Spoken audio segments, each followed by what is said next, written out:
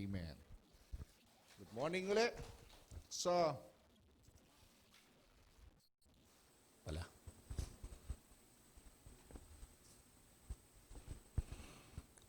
Ang text po natin ay diniscuss ko nung last Sunday ay sa John chapter 2 verse 1, di ba? Hanggang 11 lang po yan. Parang hindi na ba? Ang tema po ay Jesus proves His deity by His ministry. No? Kasi yung mga unang chapter ay tinetestify nila in words, no, na si Jesus ang anak ng Diyos, siya Diyos. So, dito naman, titingnan natin ngayon yung statement ni Jesus Christ patungkol dun sa kanyang pagiging Diyos sa pamamagitan ng kanyang ginawa o sa kanyang ministry. No? Pag may ministeryo, dinedemonstrate niya sa pamamagitan ng kanyang mga signs and miracles na ginawa na siya ay Diyos. No? Siya ay mula sa langit. Siya yung pinadala ng Diyos sa masalangit. Siya yung nag-volunteer na nagkatawang tao. Diba? Sabi ng John chapter 1, in the beginning was the Word, in the Word was God, and the Word was God. Na ako yun, sabi niya. No? He dwell in the flesh. So, dito ay makikita natin yung mga miracle and signs na walang pwedeng gumawa kundi ang Diyos lang. Merong ang pilosopo sabi, Pastor, si Pablo nga na bumuhay ng patay eh. Ha? Si Pablo bang bumuhay o ang Diyos? Ang Diyos, ginamit na si Pablo. Nag-pray nga lang siya sa Diyos eh, nabuhayin yung patay eh. Hindi mo ba? Wala kasing taong kayang bumuhay ng patay, kundi Diyos lamang. Amen? Kaya maging maingat po kayo sumagot doon sa mga pilosopong mga taong nakakausap nyo. Talagang dito sa Bible, makikita natin yung mga miracles na walang kayang gumawa ng kundi ang Diyos lamang. Amen po ba dyan?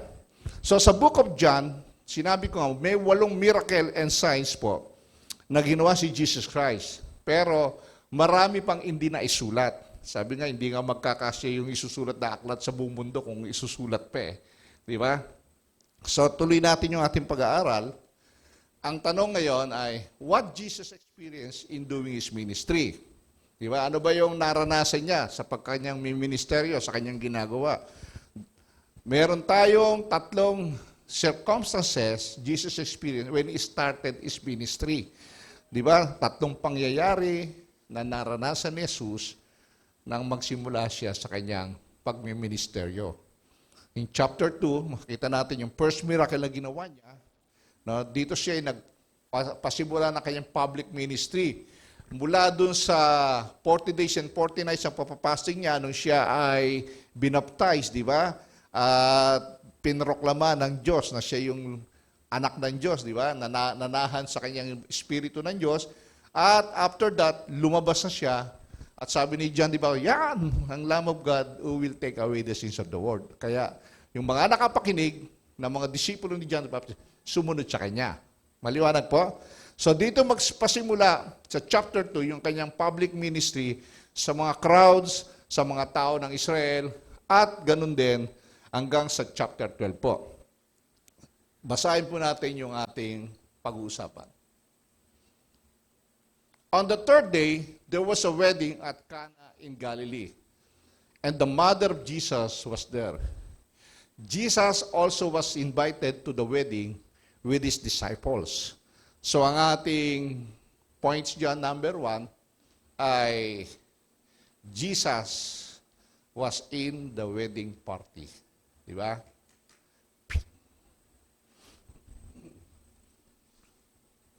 So, bakit tayo magano? Yeah. Jesus was in the wedding party. Makikita natin dyan. So, itong inatinan ni Jesus na party nito or na wedding celebration or ceremony ay napakahalaga po ito sa kanilang, especially they are living in a small town. Magkakakilala, Nazareth and Cana, alos magkakatabihan. Small village, no, sinabi ko noong nakaraan. At in-explain ko po yung importance po ng wedding. Hindi po ba?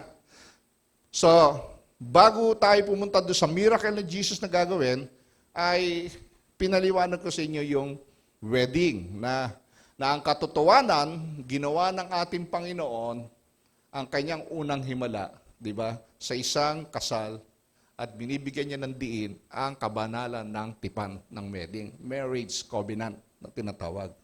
Na diniscuss natin na ito ay may mga taong nagsasama na walang marriage ceremony, walang kasal. 'Di ba? Maraming tao naglilibin at may mga tao naman na talagang masaya nagsasama dahil binasbasan ng Diyos. Then marriage, sabi ko nga, is a condition of life designed by God, ordained by God, and authenticated in an open public covenant. Kaya may witness na pinapatotoo na yung kanilang covenant. Mahalaga po kasi yan. No? At tinawag natin itong grace of life. Di ba? Sabi ko nga, ito ang pinakamataas at marangal na pinakamausay sa lahat ng mga ugnayan ng tao. Walang ibang relasyon ng tao ang kasing ganda ng kasal. Amen? Na magandang relasyon. Yan yung tinatawag natin common grace. Na pag sinabing common grace ay bagamat kahit hindi siya maniniwala sa Diyos, hindi siya mananampalataya, pero nararanasan niya yung ganda ng mundo, nakikita niya yung sikat ng araw, umuulan, di ba? Nakakatulog siya. Yan po ay common grace. And also, marriage is common grace. Is true to all. Di ba? Hindi lang sa mga anak ng Diyos. Amen po ba dyan? Maliwanag po. Then, si Jesus mismo, inulit niya to, yung God's design marriage in the New Testament. Di ba? In Mark chapter 10. Subalit sa pasimula pa ng likhain ng Diyos ang salibutan, nilalang niya ang silang lalaki at babae. Lalaki at babae, ha? Dahil dito iiwan ng lalaki ang kanyang ama at ina at magsasama sila ng kanyang asawa at sila'y magiging isa, kaya't hindi na sila dalawa kundi isa. Amen? So, after God created the first man, ano nangyari? Si Adam, nakita ni Lord nalulungkot, di ba? Na hindi pwedeng maging masaya ang tao sa pamamagitan ng kasama niya mga hayop, no? Hindi siya pwedeng maging veterinaryo lamang, di ba? So, kailangan niya ng partner. Kailangan niya ng, sabi ng Bible, suitable helper to him. Hindi katulong, kundi kabalikat, kasama sa buhay. No? Huwag nating may salitang helper pag tinranslate sa Tagalog, katulong hindi ba? Hindi po. So, ang unang objective po ng Panginoon, creating marriage is to provide companionship para may kasama. Kaya may marriage. It did not make another man for Adam. Di ba? Hindi another man. So that he could experience brotherly affection. He created a woman from the man's own body and brought her to the man. Di ba? Inugot sa tadyang. Sabi ko kay Mariel, ikaw ang gagawing bulalo ni Gino. Inugot sa tadyang ng lalaki, di ba? Then God created male. Remember, created male and female bodies and souls to complement each other in such way that they become one flesh in marriage. So, disenyo ng Diyos, para sa pag-asawa, ito ay siyang natatanging pagsasama ng isang lalaki at ng isang babae sa isang tipanan habang buhay. Habang buhay po ito. Hindi yung pag nagkasawa na mag-divorce na tayo o mag-anal na tayo. Hindi po. Habang buhay. Amen? Till death do us part. Kamatayan lamang ang maghiwalay sa inyong pag-aasawa. Kaya pag kayo nag-asawa, mag-isip ka muna mabuti. Amen? Okay. Then, God designs include sex, the consummation of that union, which is to be experienced only between male and female married couples. Nilagay ko kasi male and female married couples kasi ngayon gusto na nila male and male. Female and female married, di ba? Sa iba, nagpapakasal na silang same sex at inaayunan na ngayon ng highest spiritual leader nila na pwede nang pakasal ang same sex. Okay. Ngayon, ito ngayon ang tanong. Hindi po nalulugod ang Diyos sa ginagawa ngayon ng mga tao sa buong mundo na inaalaw na nila na magsama na ang same sex, lalaki-lalaki, babae-babae, na magpapakasal pa. Sa Sodom and Gomorrah, kung bakit po ginunaw ng Diyos ang dalawang city niyan dahil sa homosexuality na kasalanan ng tao. Tignan niyo po. Why God destroyed the two cities, Sodom and Gomorrah? Tingnan natin. Before they had gone to bed, All the men from every part of the city of Sodom, both young and old, surrounded the house. Kasi nakita nila yung, ang gugwapo ng angel, pumunta doon sa bahay ni Lot. They called to Lot, "Where are the men who came to you tonight? Bring them out to us so that we can have sex with them." Grabe, no? Sama talaga ng tao, no? Noon pa masama ng tao. Lalo ngayon sumasama. Hindi mo ba? Hayagan na po yung pagbablaspheme nila sa design ng Diyos. So, in light of that passage, makikita natin, the most common response to that question, what was the sin of God, what was the sin of Sodom and Gomorrah? Anong kasalanan nila? Homosexuality. Number one, kasalanan nila yung homosexuality, kaya sinunog po ng Diyos yung dalawang city na yun. May mga iba pa, pero pinaka number one pong galit na galit ng Diyos sa homosexuality. Kaya ang tawag dyan, sodomy, di ba? Yung ngayon, ang terminology, pagka nagsasama, sodomy yan eh. No? Yung term na sinasabi. Tingnan nyo po. Clearly, homosexuality was part of why God destroyed the two cities. Meron pang ibang kasalanan silang ginagawa dyan na binablaspheme nila ang Diyos. Pero dyan po galit na galit ang Diyos. While Sodom and Gomorrah were guilty of many other horrendous sins, homosexuality was the principal reason God poured fiery sulfur on the cities, completely destroying them and all of their inhabitants. Lahat po. So galit na galit po ang Diyos dyan. Kaya kung kayo po may kilala na ganyan po, kausapin nyo na. Dahil pag yan po ay hindi nyo kinausap at nabuhay siya, namatay siya ng ganyan, sabi ni Ezekiel, mananagot kayo. Watcher po tayo di ba? Mananagot kayo sa kanyang blood. Pag namatay siya, na hindi mo sinyer ang katotohanan at hindi siya nagsisi sa kanyang kasalanan. Kung sinyer mo, pinalahanan mo, sinasabihan mo, at namatay siya na hindi siya nagsisi, hindi mo nakasalanan. Di ba? Sinabihan mo na siya hindi naniwala Pero kung wala kang ginagawa, up to the present time, pinababayaan mo lang, tinotolerate mo ito, mananagot po kayo sa Diyos. Remember that. Hindi po ako nagsabi niyan.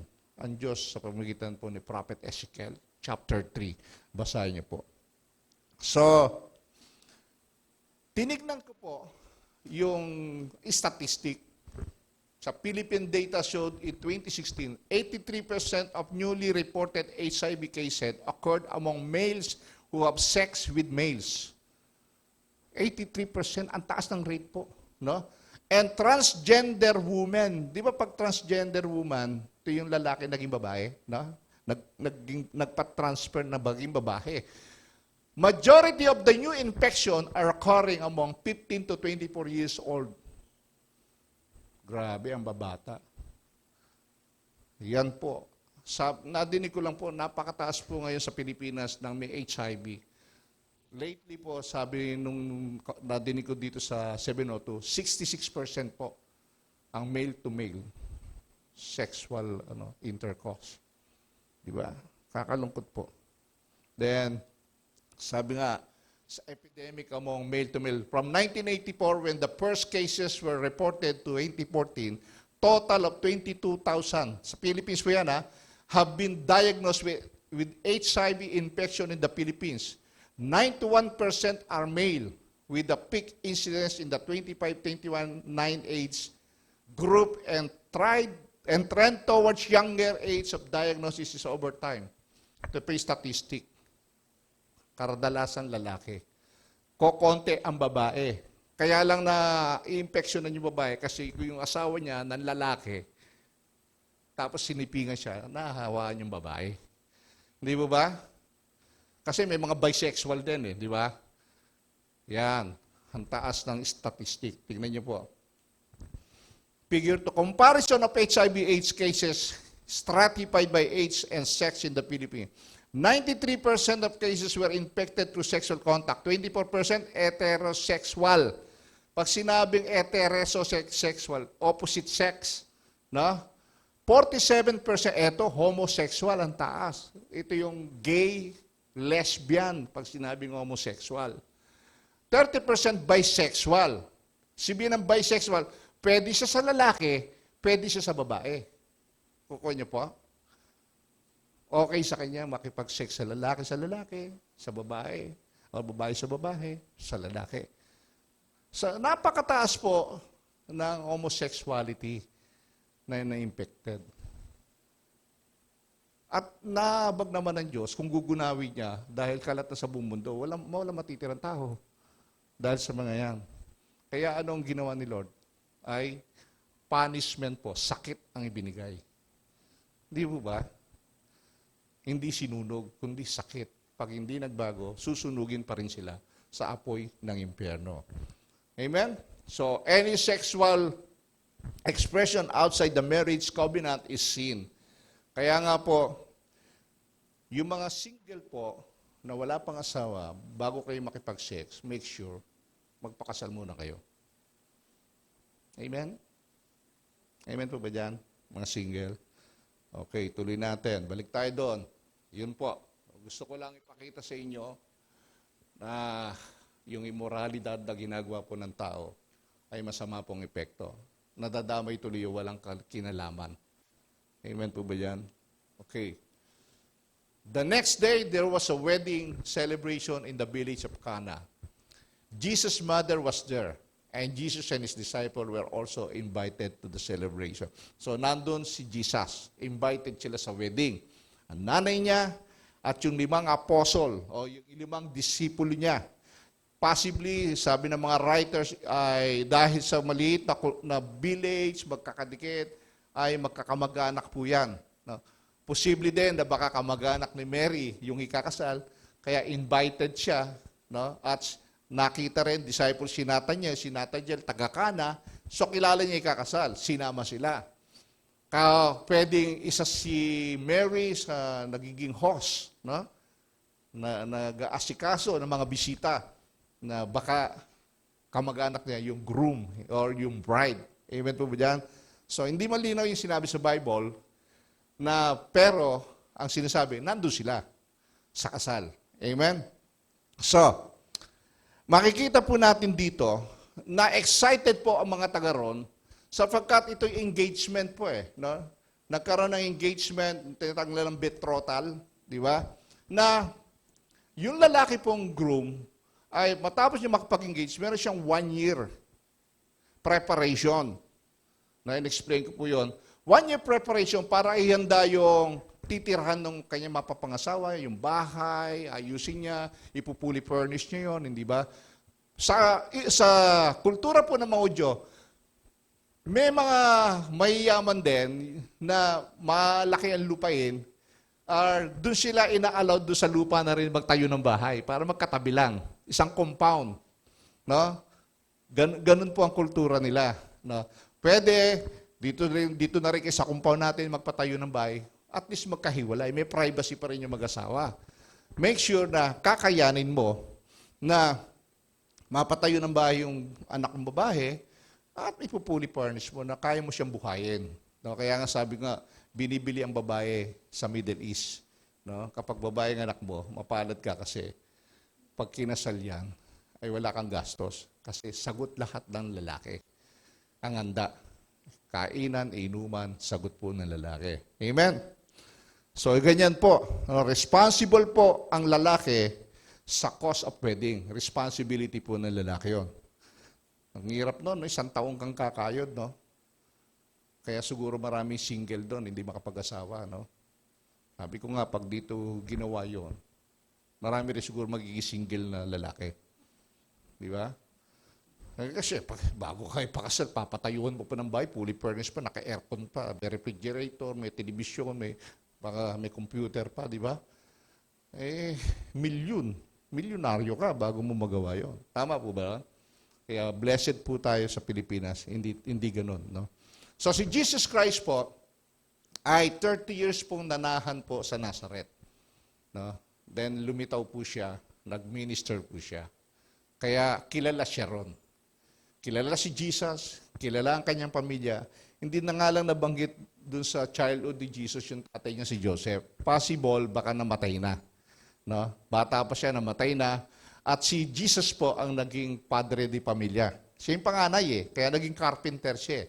Minana niya yung trabaho, yung skill ng tatay niya pagka-carpentry, di ba? So siya. So makikita po natin na sa pamilya po ni Jesus, no, ay siya po yung nangunguna. May mga kapatid pa siya, di ba? Na yung kanyang miracle, no, yung private life ni Jesus Christ at yung kanyang miracle, ito yung naging bridge po ng pasimula ng kanyang public ministry. Una sa kanyang family, sa harap ng family niya, sa harap ng mga kaibigan, sa harap ng mga kapitbahay. Sila ang unang naka-witness. At nakakalungkot, pag binasa niyo po yung Book of Luke chapter 4, nang bumalik si Jesus po sa Nazareth, ay tumayo siya sa synagogue, nangaral siya na sinabi niya, I am the Messiah, napulpil na ang prophecy ng Old Testament. Ako yun. Ha? Hindi siya pinaniwalahan. Ang nakalulungkot doon, ito yung mga taong naka-witness ng mga miracle, mga kaibigan, kamag-anak, kapitbahay, unang-una, hindi siya pinaniniwalaan. Ang nakakalungkot pa ron, nakakasama ng loob, ay makikita mo, pinagbantahan pa siyang patayin. Di ba? Basahin niyo po yung chapter Luke. So they tried to murder Jesus. Kaya sabi tuloy dito, sa Luke 4:24, dito nabanggit yan I tell you the truth, no prophet is accepted in his own hometown. Ito. Kaya sa sarili niyang bayan, hindi siya tinanggap. Nga minsan, in our time, sa sarili nating family, minsan hindi ka matanggap kasi nga hindi makita yung pagbabago sa'yo. Di ba? Pero kay Jesus, kita-kita naman Still nagbulag-bulagan sila na siya talaga yung anak ng Diyos. Amen? Kaya sabi niya, no prophet is accepted in his hometown. So, ito yung wedding. No, sabi ko nga, ay great occasion, napakagandang okasyon po sa kanila to. Kasi bibihira kasi yung ganitong celebration na bongga. Kung sabihin, granding wedding. Di ba? 7 araw na inuman at kainan po ito. Di ba? Hindi niya mayuwi sa bahay yung babae hanggat hindi natatapos yung 7-day celebration. Nakita niyo po yun? Gano'ng kalaking gastos yun? Sa probinsya, di ba? Kahit na malayo yun, pag nalaman may kahit na nagpupuntahan, kahit hindi mo kilala, di ba? Ang dami yung pakakainin. Na-experience ko yan nung mamatay yung father ni Remy. Grabe. Patay ka na Pinahirapan ka pa. Magkakatay ka ng baboy. Dahil may yung nakita ko pa rin, may nagkatay doon. Iniwan ka nun, tapos tinabi, inuwi. Sabi ka, katay, inuwi. Kunyari, nakikikatay. Di ba? Inuwi yung yung pang-crispy pa ata. Yung binti. Sabi ko, ang bihirang mga tao dito sa probinsya. Di ba? Ganon po sa probinsya. No? Magkakakilala. So, ano ngayon nangyari dito sa sitwasyon? Then comes the problem. Dumating po yung problema. Ayan. In verse 3. Ayan na. The wine supply ran out during the festivities. So Jesus' mother told him, they have no more wine. So possible talagang nagsiserve siya kasi nalaman niyo, wala nang wine. Nakakaya. Yan. Di ba? So, sabi ko nga, Jesus experienced problem in the party. Naranasan ko, Miss Jesus, pati ako, invited lang ako, nadadamay pa ako rito sa problema niyo. Di ba? So, when the wine ran out, that's problem. Malaking problema na may predicament po, may kahirapan ngayon, nasusolusyonan na problema. Na kapag naubos po ang alak na yan. Kasi sa panahon nila, malaking disgrasya yan pag naubos. Ito yung pinaka-refreshment. Refreshment po ito. Na, kumbaga sa panahon natin, sa kasal, biglang walang iinumin. Walang iced tea, walang juice, tubig lang. Di ba? Tubig lang iinumin. Wala man soft drinks, di ba? Sa panahon nila, ang tubig ay hindi malinis. Hindi po malinis. No? Kaya, yung tubig, inaaluan pa nila ng konting wine. Dinidilute po nila. No? So makikita natin, malaking problema itong nakita ni Mary na nauubos na ang wine, ang dami pang bisita, 7 araw pang kainuman to. Walang may inom ang mga tao. No? So, sipin niyo po, pag nalaman nung biyena niya yon, naubusan ng wine, ay hindi siya allowed ng na iuwi niya yung anak niya babae. Eh kung wine nga lang hindi mo nasuportaan, hindi mo na-provide. Paano pa yung habang nagsasama kayong kakainin ng anak ko yung pangangailangan, paano mo mapoprovide? Di ba? Itong sa celebration lang to, naubusan ka ng wine, hindi mo na plano mabuti, hindi mo na kulang ka sa planning, di ba? Hindi mo na anticipate, na approximate na ganito karami yung a-attend, di ba? Iinom at ilan dapat ang ipoprovide mo. Ito yung malaking problema rito no? So, disgrasya, sabi na, disgrasya ako, sabi siguro ng groom dito. So, they run out of wine, the greatest celebration that they will have had, di ba? Nawala ng Ano ba yung wine nila? Ang wine kasi noon, sabi ko nga ito yung refreshment nila. Parang di ba ang wine ay galing to sa mga fruits, no? Ito yung kadalasan dito yung grapes. Ang ginagawa dito ngayon sa grape ay pine-fermented to. Sabihin binuburo, fermented, no? Para maging wine at nagkakaroon po ng alcohol. Fermented. Pag pinerment mo yung fruits at nagiging alcohol po ito, no? Nakalalasing yung wine na iinumin nila, no? Bakit may alcohol? Kasi sa kanila naman, napakahalaga po, para makainom ka ng tubig, kung 33% ng water, lalagyan mo at least ng 10% dilute mo yung wine para mamatay yung mga bakterya. At pwede mo nang inumin na masarap. So, hindi sila umiinom ng wine para magpakalasing. No? Kaya sila umiinom nun, no? Ay to quench their thirst with water. Refreshment to. Kasi, it is very dangerous na kapag uminom sila ng pure water lang dahil marumi ang tubig nila. Wala pang purifier noon, wala pang nawasa noon, wala pang chlorine ng araw. Kaya ang pinandidilute nila ay yung wine para mamatay po yung bakterya. Maliwanag po? Okay. Sabi nga, but to quench your thirst with fermented wine was dangerous because you could get drunk and that was a sin. Kapag ang isang tao uminom ng fermented wine at nalasing, kasalanan po yan sa Diyos. Bakit kasalanan?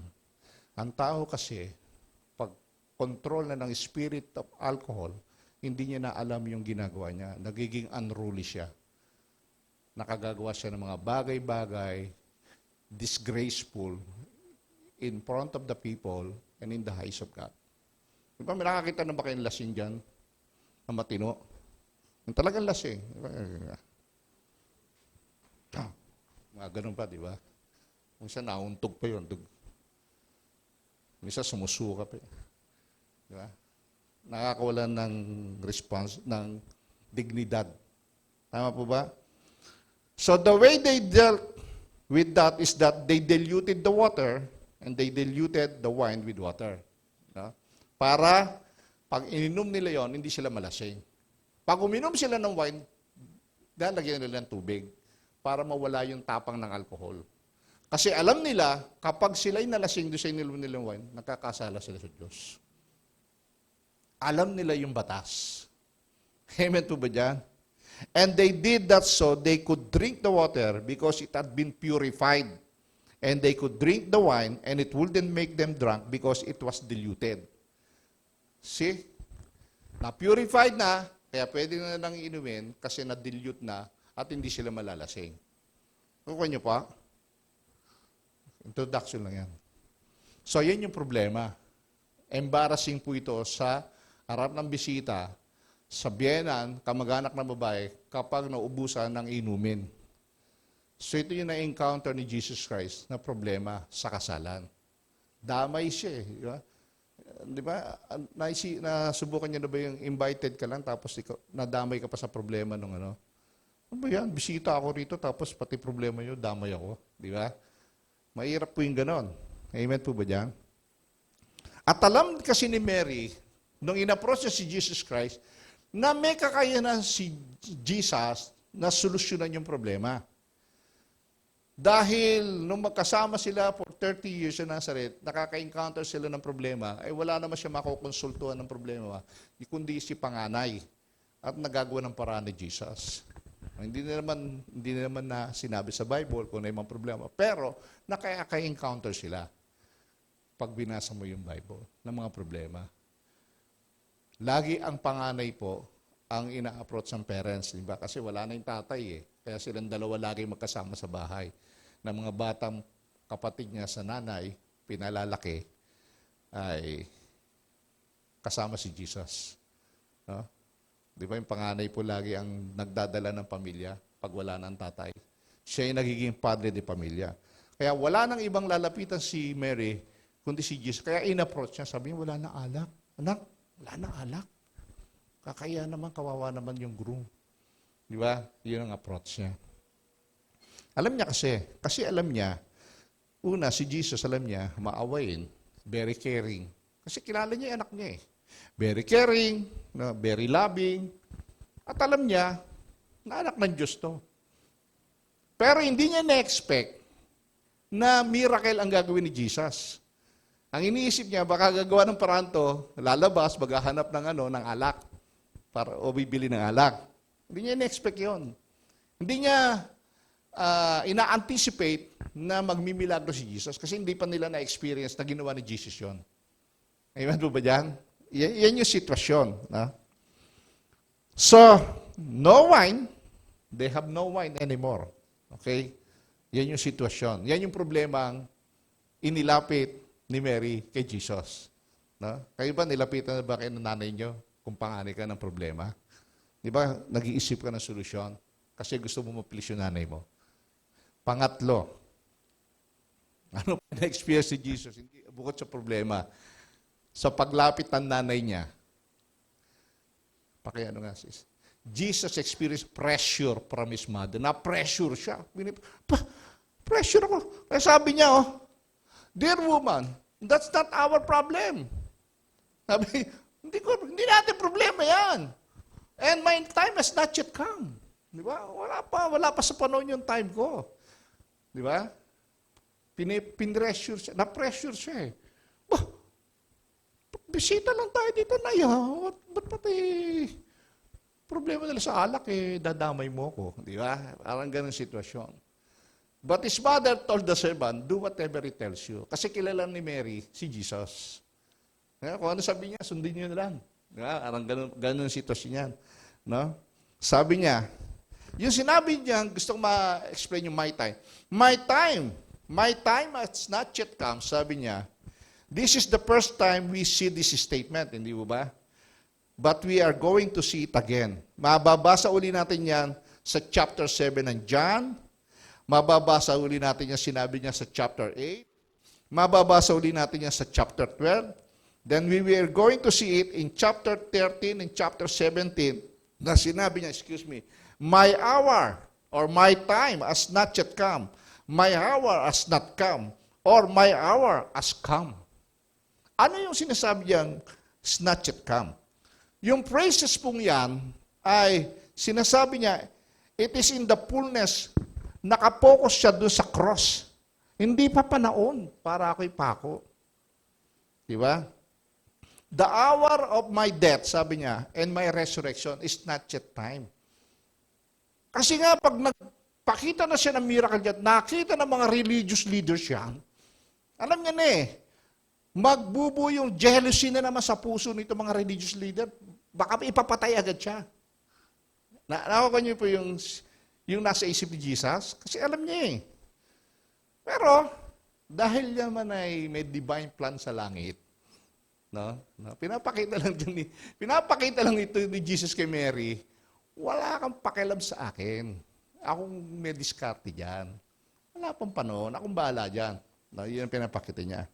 So sabi niya rito, Jesus saying, look, we don't have anything in common, sabi niya kay Mary, because I am now on the divine schedule that culminates in my death, and everything leads to that every event, every issue, every circumstance is leading to that final hour.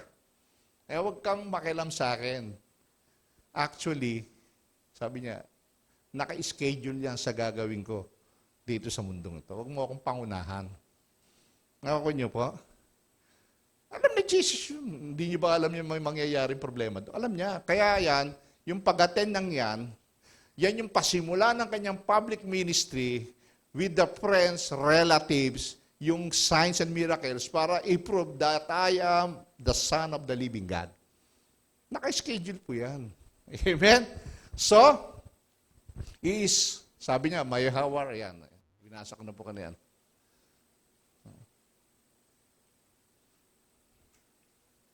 Malik dyan. Yeah. Then binasa ka. My hour has not yet come by simply saying that final hour of my death and resurrection is set by God, and all events that lead up to that are determined by God. No? Ang Diyos po ang nag-set niyan. No? So, sabi niya kay Mary, you're outside the divine timetable. Wala ka na rito. Wala ka nang pakialam dito, sabi niya kay Mary. Kaya mother ang tawag diyan. Parang, bakit niya tinawag mother? On that very point of time, pinapakita nun ni Jesus, yung relationship natin as son and mother on earth, tapos na. Wala na, pinuputol ko na. Dahil may timetable na ngayon na ang lahat ng gagawin ko ay yung inuutos ng Diyos Ama sa langit. Nakakuha niyo po? Pero hindi ibig sabihin yung pag sinawag niyang mother, woman, di ba, ay disrespectful, hindi po. May respect pa rin. Kaya lang sinasabi niya ron, yung ating relationship na son and mother, putol na. Hindi na tayo. Kundi ang susundin ko na ngayon, yung kalooban ng Ama sa langit na nag-schedule ng lahat ng gagawin ko dito sa lupa. Wala ka dito sa timetable. You are outside the divine timetable, sabi ni Jesus. Amen? Kaya nga pati nakapakusin niya, di ba? Woman, di ba? Love yours, di ba? Yung inabili niya kay John. So, and Mary bows out, sabi niya, okay, parang whatever siya, sabi niya kung anong sabi niya, sundan lang kayo, di ba? Parang, sige, labas na ako dyan.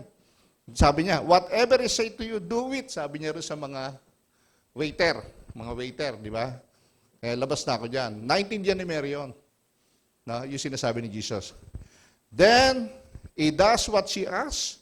Ginawa rin niya. He made the point, and it's just so happened that this is the one divine timetable. Hindi natin alam ni Mary yung miracle. Hindi niya alam din kung anong gagawin ni Jesus. Okay. Dito, makikita po natin sa number 4, ano yung ginawa ni Jesus. Jesus provided solution to the problem. Nakita nyo? Una, matay siya ng party.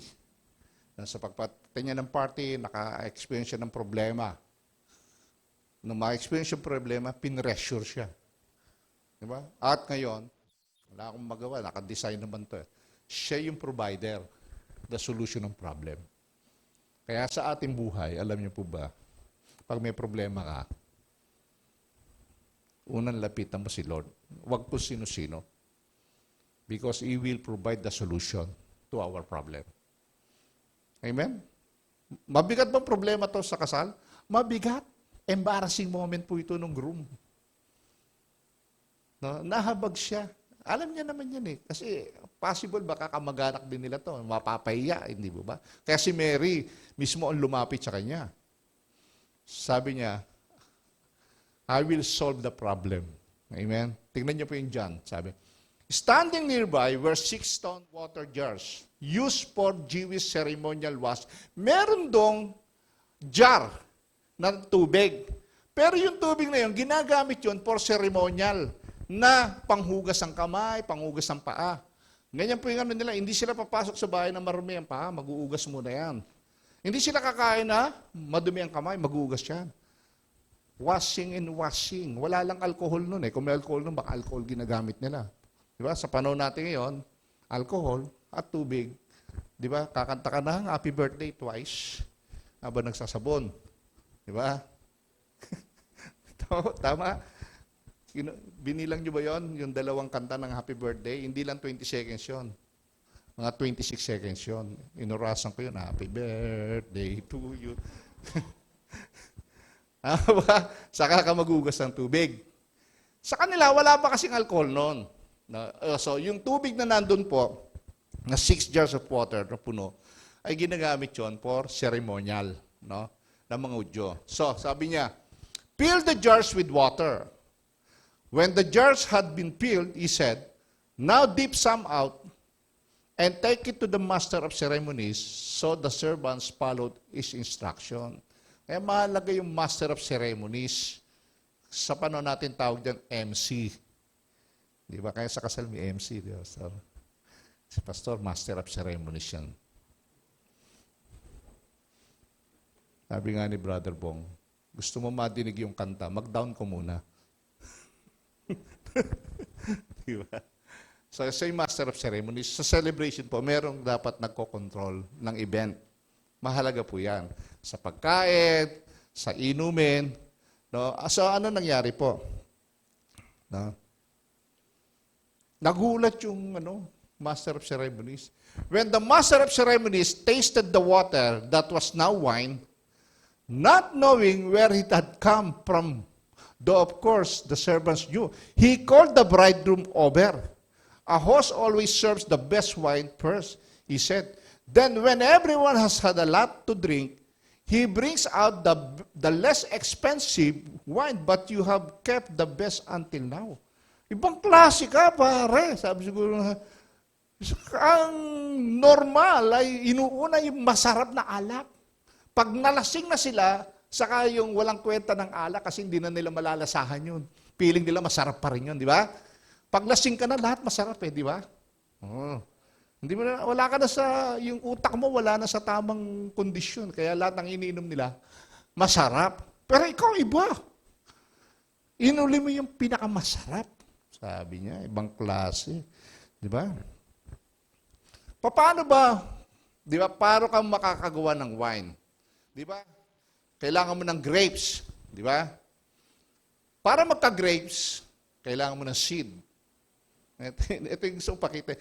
Para magka-seeds, no, ay kailangan magkaroon ng vines. Di ba? Then, para ito ay mag-grow, kailangan ng sunlight, kailangan ng water, nakatanim sa lupa. Tama? Then, how do you get the wine? Kakrush mo to, ipeperment mo ito.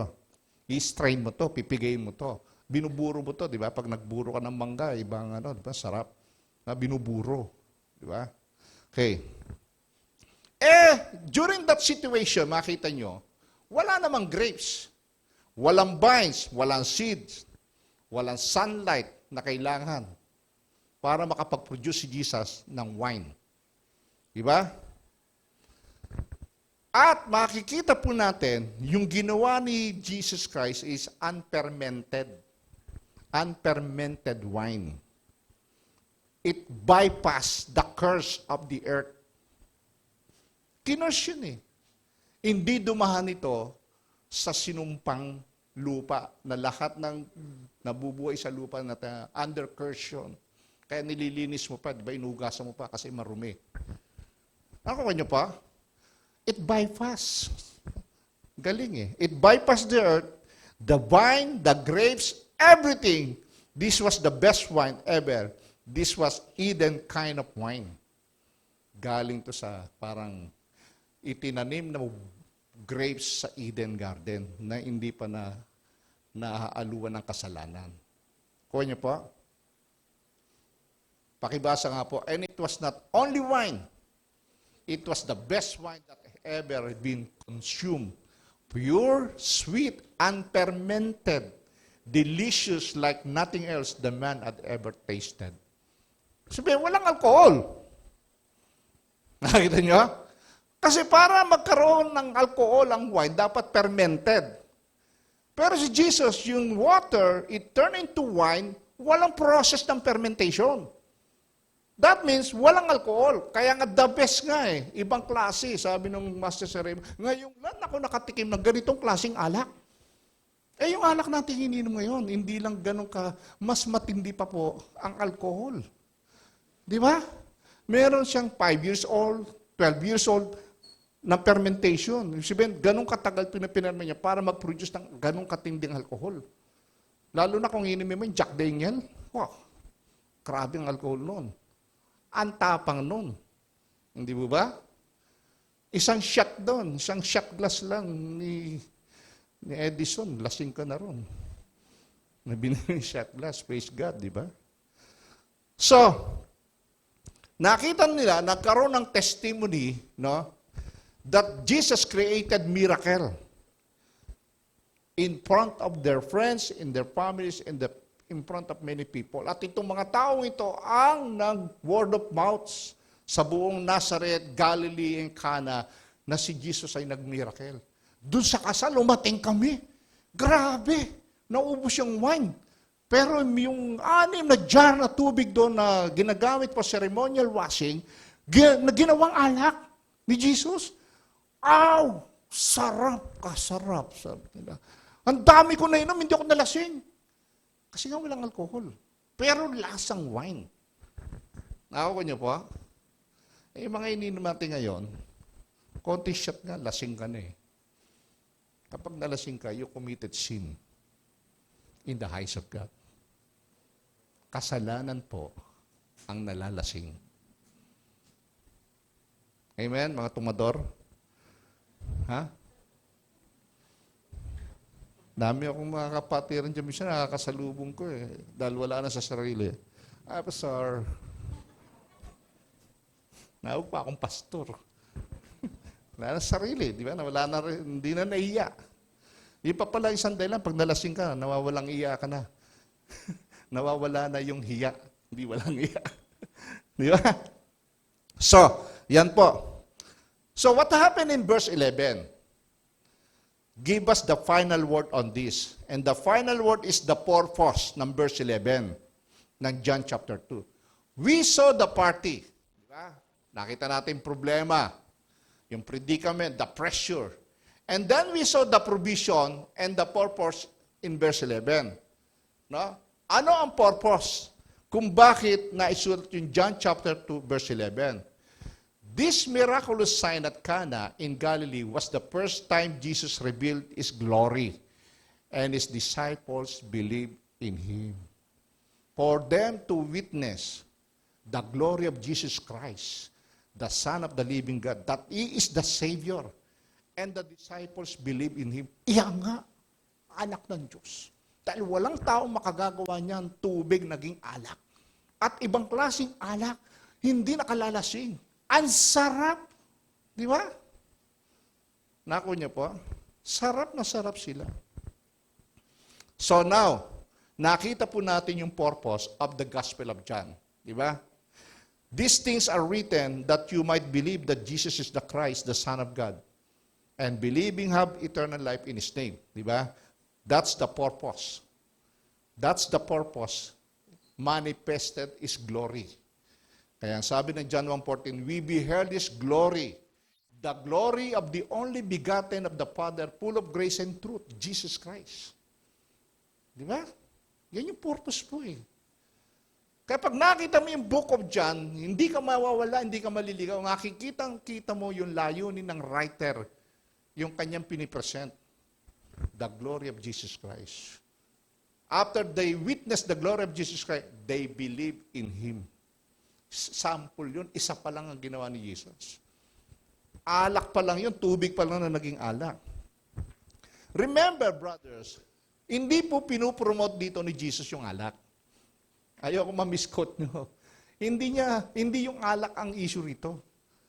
Di ba? Ang issue dito, yung pagiging Diyos niya. Na pinapakita niya na ako ang Christ na pangako ng Old Testament. That I am the Savior of the world. That whoever believes in me will have eternal life. Amen po dyan. Hindi niya pinupromote ang alak dito. Nasabi niya, ang issue dito, yung divine appointment that gagawa siya ng signs and miracles before the people so that they may believe that Jesus is the Christ, the Son of God. Yan po yung purpose. Di ba? Kaya nga ano natin Jesus proved His deity by His ministry. Di ba? So what does the Bible say about drinking alcohol? Ano ba sinasabi po ng Bible pagdating po sa pag-inom ng alcohol? Ito. Kaya na kaya mga naghihintay. Pasubali lang. Ito.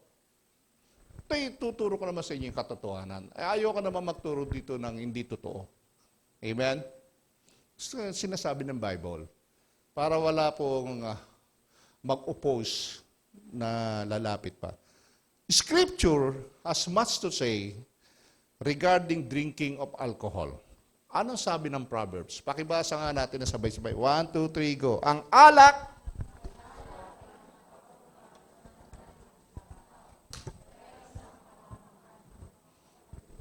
ang alak ay nagpapababa ng dangal sa isang tao, kaya isang kamangmangan ang magpakalulong dito. Nawawala yung dignidad mo, nawawala respeto ng tao sa'yo. Kasi pag lasing ka na, nawawala ka na sa sarili talaga eh. Di ba? Ganun ka na. Di ba? Ganyan, saka tingin niya. Iba na eh.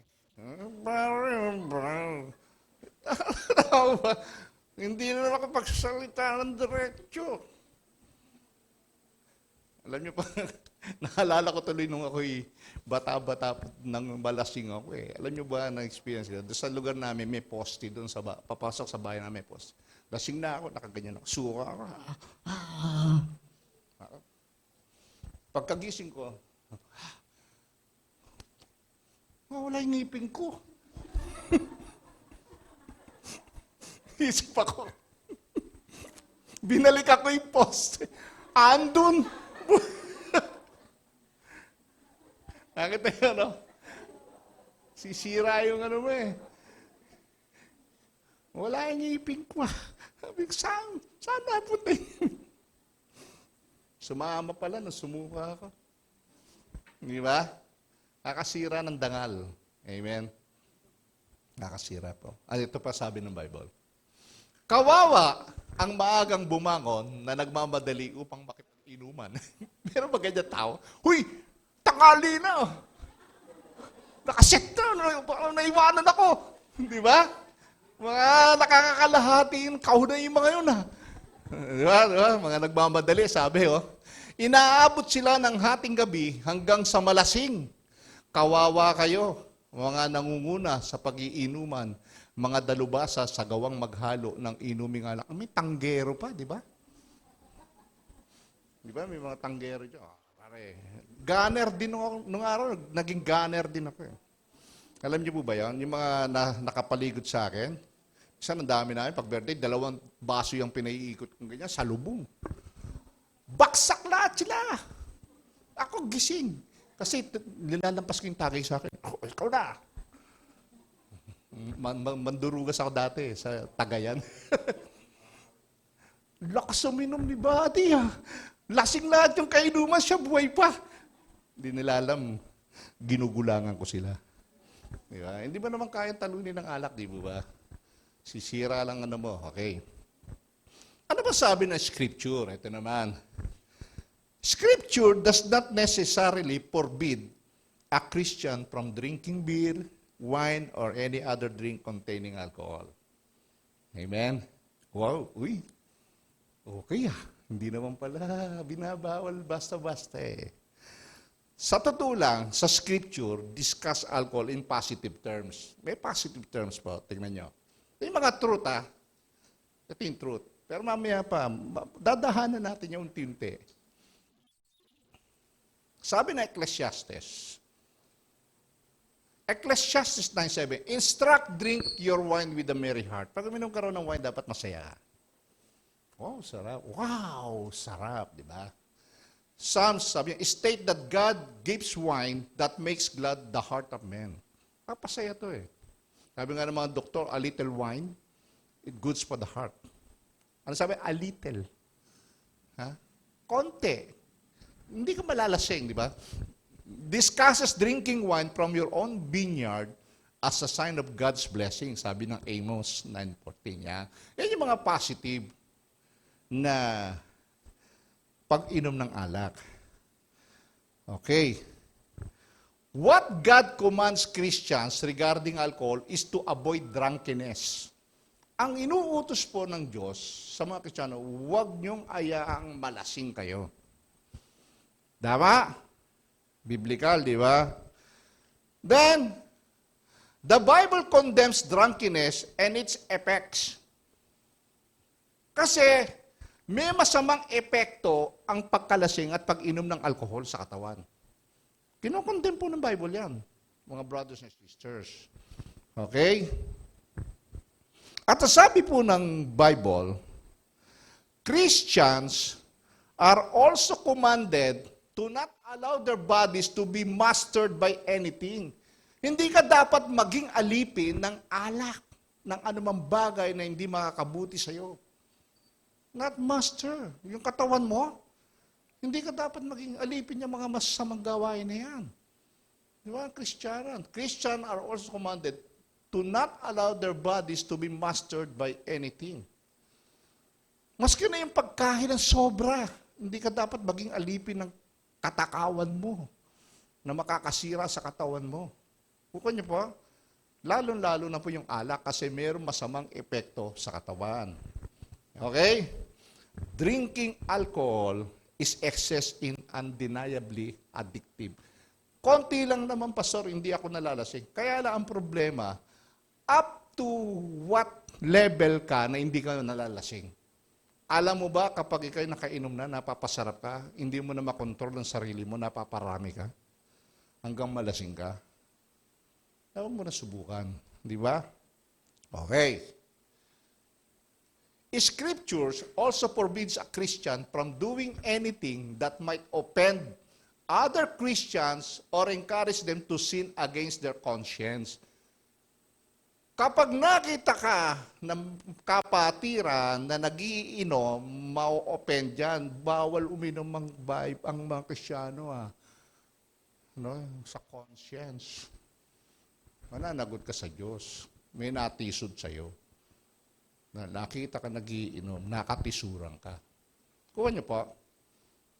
Ito yung mga warning.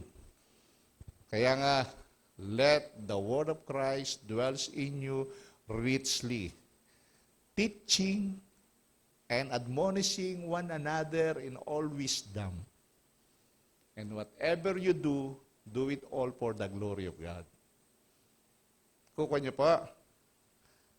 Gusto niyo pa ba ituloy o ayaw niyo na? Pastor, sakit na, di ba? Tuloy pa natin. Maalaga kasi ito eh. In light of these principles, it will be extremely difficult for any Christian to say he is drinking alcohol in excess to the glory of God. Masasabing umiinom ako for by God's glory, lasing ka nga. Di ba? Kakaya. Kailangan for God's glory ito brother Lasing ka na nga, paano pa malululati si Lord sa'yo? Amen? Jesus changed water into wine. It even seems that Jesus drank wine on occasion. Di ba? Uminom din naman siya eh. Pero yung ininom niya, walang alcohol yun. Minamagic niya yata yun. Hindi siya nalalasing. Di ba? Okay, hindi naman. Joke ko lang yan. Okay.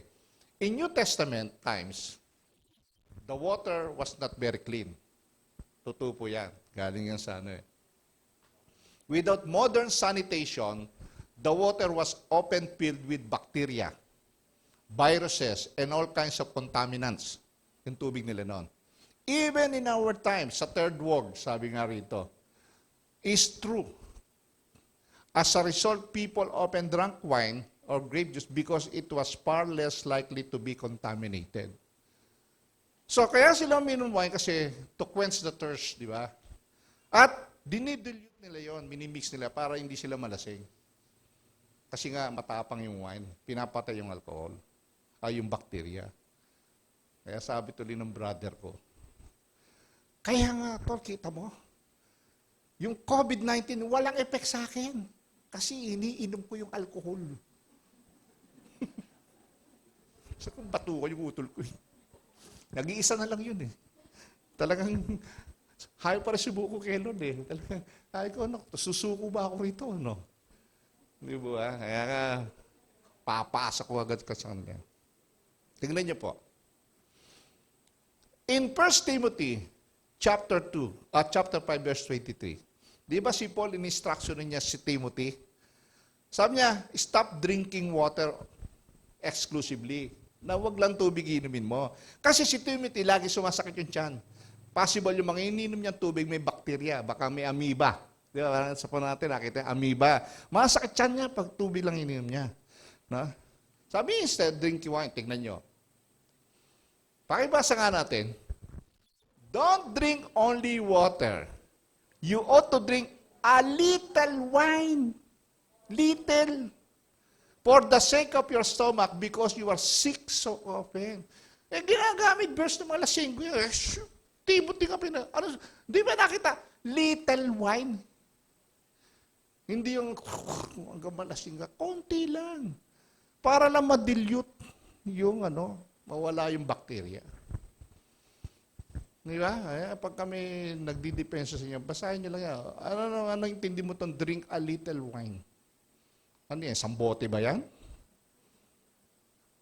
O isang shot glass lang? Di ba? A little wine. Alcohol consumed in small quantities. No? It's neither harmful nor addictive. Kasi kahit nagumpisa ka sa konti, kaya lang napapasarap ka, nagiging addict ka na. Di ba? Some doctors advocate drinking small amounts of red wine for its health benefits, especially for the heart. Ganyan din yung purpose ni Paul.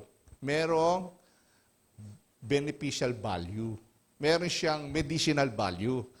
Kaya niya pinainom. Hindi para mag-enjoy lang, magpasarap. Yun ang purpose po ni Paul dyan. Di ba? Kaya siya uminom. Okay.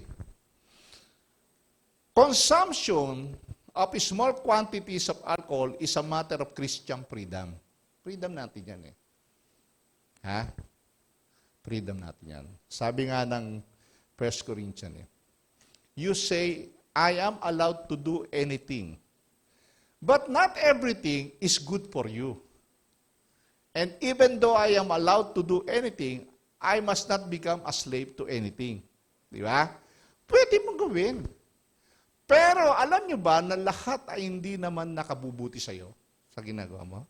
Although ang context niyan ay sexual immorality. Pero connected din naman yan sa katawang hindi nakakabuti. Tama? Okay.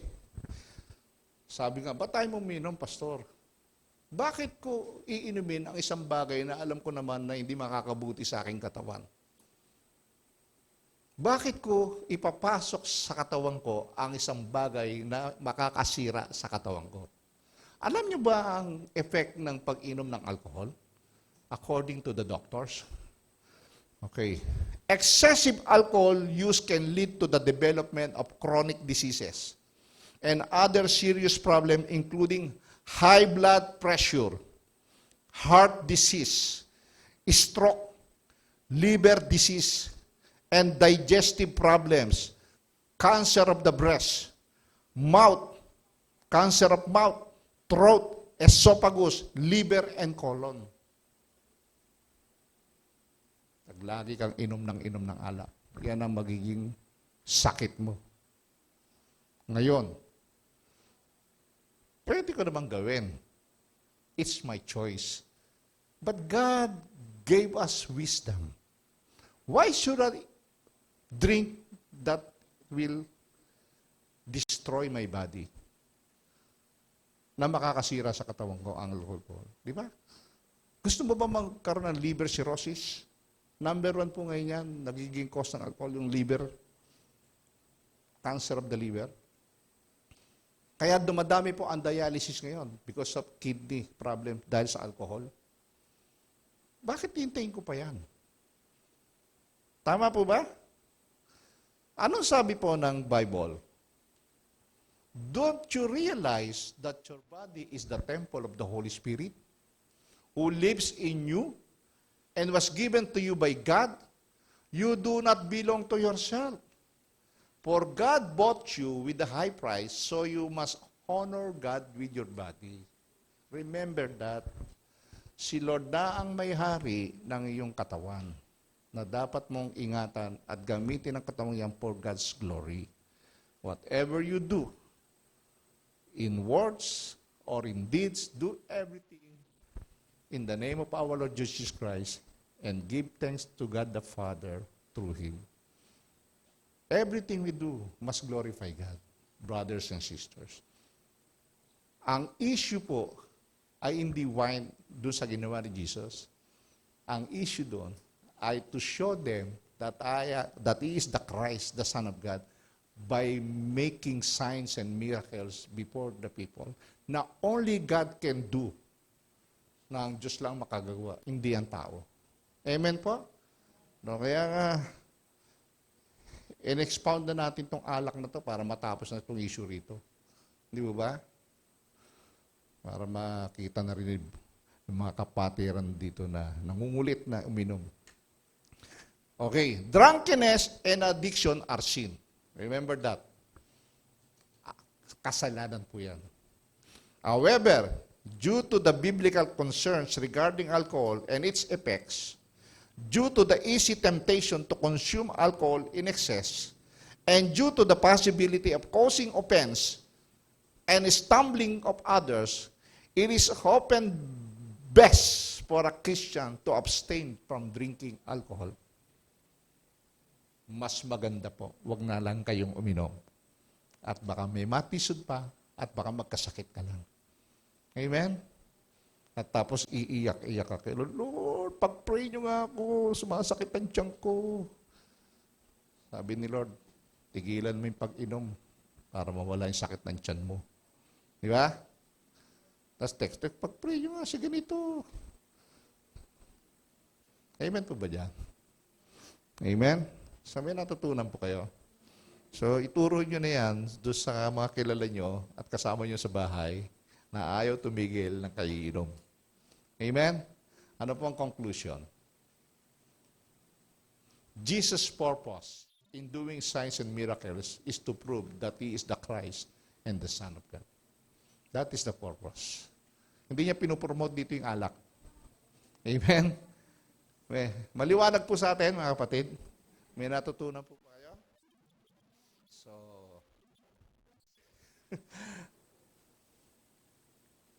siguro, magdadalawang isip na yung iba dyan bago minom. Research nyo po. Research ko po yung cause ng pag-inom ng alak. Yung sakit na mararanasan mo. Amen? So, meron po tayong communion ngayon. Pwede po bang iabot? Panalangin po natin ang simbolo po ng katawan ng ating Panginoong Jesucristo.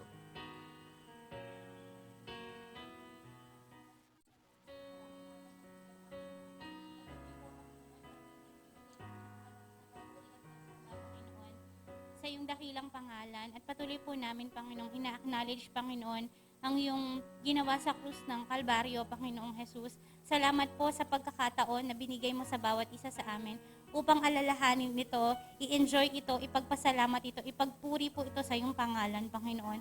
Salamat sapagkat sa pamamagitan, Panginoon, ng iyong katawan, ng bawat isa po sa amin ay nagkaroon ng kalayaan, Panginoon, mula sa penalties of sin, Panginoon. Salamat sapagkat sa pagbuho mo ng iyong ng dugo, Panginoon, at paghihirap ng iyong katawan, Panginoon, ang bawat isa po sa amin ay merong kaligtasan ngayon. We are now under new covenant, under your graces, O Lord God. Marami pong salamat, Panginoon. Nawa po sa amin pong pag-partake, Panginoon, pakikiisa sa gawain ito, Panginoon. Ikaw po ang maitaas, malugod, Panginoon, sa aming buhay, Panginoon. Thank you so much again, Lord. We are doing this all for your glory, honoring you, declaring your mighty works in our lives. This is all we pray, God, in Jesus' name. Amen. Amen. Taas po natin ang simbolo po ng katawan ng ating Panginoon. Ito ang aral na tinanggap ko sa Panginoon at binibigay ko naman sa inyo. Ang Panginoong Hesus nung gabing siya ipagkanulo ay dumampot ng tinapay. Nagpasalamat.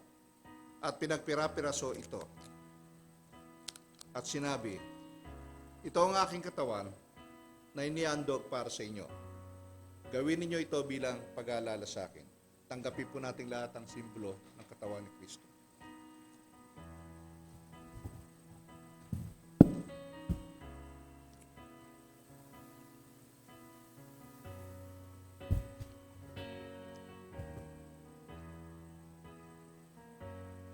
Taas po natin ang simbolo po ng dugo ni Kristo at ipanalangin. Yes, Lord. Nagpapasalamat po kami sa iyo, Panginoon, sa mga sandaling ito, God, na binigyan niyo po kami ng karapatan, Lord, na makapag-partake sa Holy Communion na ito. Panginoon, patuloy po namin itinutulog sa iyo, Panginoon, at tinataas sa iyong banal na harapan ang simbolo ng iyong banal na dugo, Panginoon. Lord, salamat po sa sacrifice na ginawa ng aming Panginoong Hesukristo sa krus ng Kalbaryo, Panginoon. Sapagkat alam po namin sa pagbubuo nito, Panginoon, kami po na hindi po karapat-dapat, Panginoon, ay naging karapat-dapat, Panginoon, sa iyong banal na harapan. Salamat po sa pangalan ni Jesus. Amen. Taas po natin muli ang simbolo po ng dugo ng ating Panginoong Jesus. Gayon din naman, matapos magapunan na inawakan niya ang saro at sinabi, ang sarong ito, ang bagong tipan na ipinagtitibay ng aking dugo. Tuwing inumin ninyo ito, gawin ninyo bilang pag-aalala sa akin. Sapagkat tuwing kakain kayo ng tinapay na ito at iinom sa sarong ito, ay pinapahayag ninyo ang kamatayan ng Panginoon hanggang sa muling pagparito niya. Tanggapin po nating lahat ang simbolo ng dugo ni Kristo.